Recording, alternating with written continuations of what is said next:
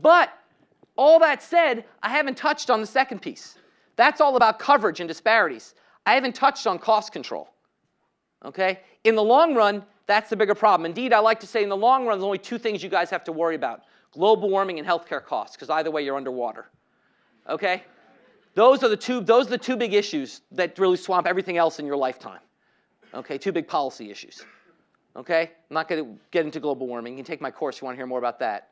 But let's talk about healthcare costs. They're rising rapidly, unsustainably. But we have this problem that overall it's been productive. So we've got this problem that we spend 17% of GDP. It's improved our health enough it's been worth it. We could have gotten there with 12% of GDP. Looking backwards, I can tell you what we could have done differently. No Viagra, okay, less back surgery, okay? Stuff like that would have basically gotten us the same quality of life at a lot lower costs, okay, or more expensive, not insuring Viagra and having people pay for their own back surgery. But I'm being facetious. There's lots of things we can look back and say was wasted. Going forward, it's hard to know what we can do. It's hard to know ex ante what's going to be productive and what's not. It's easy to look back and say, in hindsight, and say, well, this was a waste. It's hard to have the foresight to say what's a waste and what's not. That's why controlling healthcare costs, you have to be very careful. Let me put this another way. If in 1950 we've said we're going to cap healthcare spending at 5% of GDP, we'd have much less waste today than we do, and millions of Americans would be suffering. So to say something like we're going to cap healthcare at 17% of GDP would be a mistake. We have to proceed in a much less blunt, more sensible way.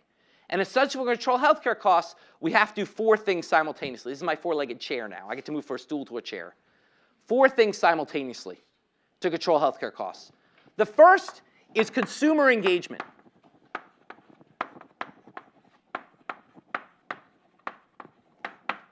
I was at dinner with some of you students the other night. I got a phone call. My wife, I guess last night, no, Monday night, my wife had fallen down. She actually had badly hurt her hand. So what did we do? We went to the emergency room to get an x-ray. And of course, it was fine. She fell down. You know what happens. Her hand's fine. It hurts today. It's going to get better. Now, why did we do that? Well, we weighed the costs and benefits. The cost was I had to leave a lovely dinner a little early, and I had to spend my evening in the emergency room, and it cost me like 20 bucks. Okay? The benefit was we resolved some slight amount of uncertainty about whether her hand was broken or not. Okay? But the truth is that uncertainty would have resolved by the next day if we hadn't gone.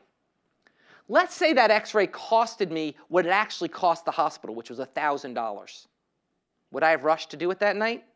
I might have said, let's wait. Let's wait a day. What's the harm? Let's see how it's like tomorrow. And we would have noticed the next day it was getting better and she didn't need to go for the x-ray. That was wasted healthcare spending.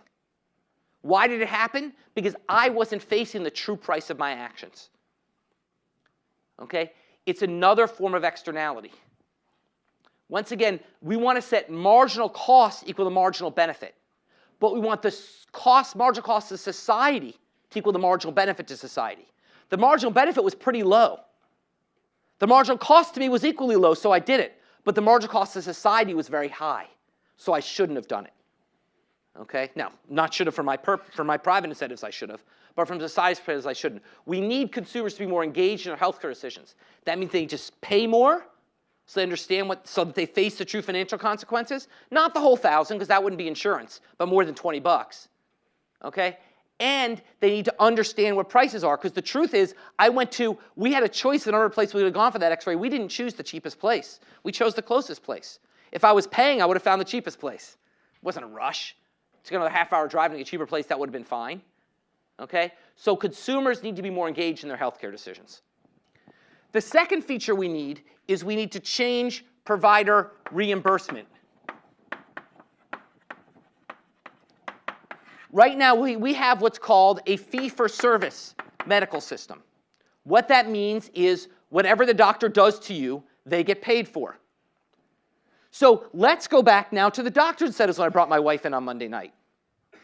They could have said, look, these guys are clearly hypochondriacs. Her hand's going to be fine. I should tell them to go home. Or should they? They do the x-ray, they get paid. I go home, they don't get paid. So they'll say, sure, let's do the x-rays. No cost, no harm. Unless we do 1 million of them, you're not going to get cancer from it. It's no harm. Okay? It's cheap to you, and I make money. That's a fee-for-service healthcare system. What we should move to is something which we prefer called a value-based healthcare system, where basically providers are paid not on what they do, but on how healthy they make you.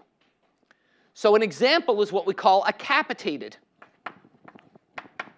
What that means, capitated healthcare system. What that means is I would belong to an insurance company, which would be a whole bunch of providers that get together, and they get one check per year for my wife.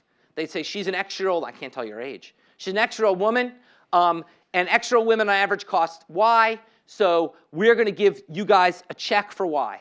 And then if you want to spend a lot of money on her, go ahead, but it's out of your pocket. If you spend less on her, then you get to keep the profits. Suddenly you've turned the incentives on its head. Suddenly the incentive is for providers to do less because they make more money. Now at the same time, we don't want too much less, so we say the amount of money we give you depends on how she turns out. If she turns out to be very sick, we're going to give you less. But basically, we're going to pay you a fixed amount based not on what you do, but how healthy she turns out to be. That's a value-based system, and that's a lot more sensible way to reimburse. Okay? The third feature we need is we need effectiveness research, or sort of effectiveness policy. We do lots of things in healthcare that we don't even know if they work or not. Okay, but insurers, they're paid for them, so they just do it. You know, insurers pay, so providers just do it. We need a policy which says don't do things which are ineffective. England has something called the NICE, the National something, something, something, okay, that has cost-effectiveness standards that says, look, this is not worth the money, you shouldn't do it. Okay, a system like that is important to be thinking about. And then finally, we need to focus on wellness. Okay, we need to focus on the fact that the truth is, I hate to say this as a healthcare economist who works on healthcare, but the truth is, the healthcare you get is only the third most important thing that determines your health. Number one is your genes. Number two is what you do with your body. And number three is the healthcare you get. So no healthcare you get matters nearly as much as smoking or drinking excessively or getting shot. Okay? These things matter much more for your health than whether or not you see had the marginal doctor visit. So wellness is the other thing we need to work on. All these things need to be addressed if we're going to improve, if we're going to lower healthcare costs. All of them are political nightmares. Okay? Consumer engagement, telling people they have to pay more for healthcare, not so popular. Provider reimbursement, telling doctors they're going to make less money, not so popular. Effectiveness, telling people we're going to regulate what healthcare you can get, not so popular. Wellness, telling people we're going to tell you that you, for instance, have to pay money if you get too heavy. We're going to tax you if you're fat, not so popular. Okay? These are basically very, very, very difficult topics. And that's why when we think about healthcare cost control, the two words I want you to keep in mind is to be humble and to be patient. Humble meaning that we don't quite know exactly what to do yet. We know the areas, but we don't have the detailed answers. Patient means it's going to take time to get it right. Okay? Humble and patient are not two words you use to describe the American politicians. Okay? So it's a difficult thing to face in a political system, but your generation can be working on these topics and helping us figure out, are there ways, are there nudges, are there benign paternalism ways we can get to meeting these goals within politically realistic boundaries? Okay? Any questions about that? Okay, that is a lot of healthcare to cover in 40 minutes, 30 minutes, 35 minutes, so I'm going to stop there. Obviously, if you want to learn more, about the Affordable Care Act, you can read my comic book called Ambitiously Healthcare Reform. It's like $9 on Amazon. Or you can take my class, 1441, we'll talk a lot more about healthcare. Or Jeff Harris's class, 1421, which is a whole semester on healthcare topics.